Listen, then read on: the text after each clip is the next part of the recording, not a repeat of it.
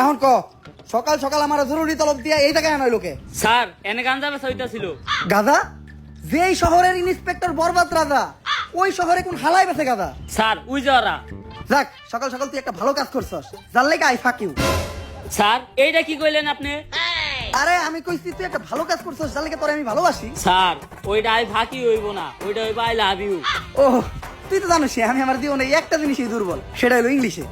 না স্যার আপনি আরেকটা জিনিসও দুর্বল, যেটার লিগে আপনি এখনো বিয়ে হয় না। হাপ! তোর মতো কনস্টেবল লগে থাকার থেকে 1 কোটি টাকা ঋণ থাকা ভালো। আয় লোকে আয়। স্যার এই দেখেন পুরা দেশের মাল ওরাই নিয়ে যাইতাছে। স্যার কিছু লেনা দেনা করে কেসটা ক্লোজ করুন যায় না? এই, তুই কারে ঘুষের কথা কইতাছস? আমার সিলেবাসে ঘুষের কোনো দাবটা নাই। জিল্লো হ্যান্ডকাপ নিয়ে আয়, ওকে ভিত্তে বইরা দিমু।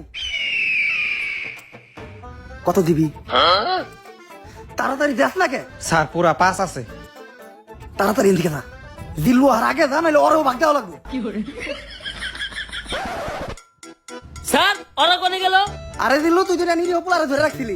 অগো কাছে ওটি গাঁজা না, ওটি ধন্যবাদ ছিল। ওর মাই ডাইল বহাইতে, ডাইলে বাঁকা দিব ধন্যবাদ দিয়া। ফোনে কথা কইলাম, কইলে তাড়াতাড়ি ছেড়ে দিতে, তাই ছেড়ে দিছি। স্যার আমি আপনারে ভালো করে চিনি, যা করলেন এই জীবনে উপরে গেলে দিবনে।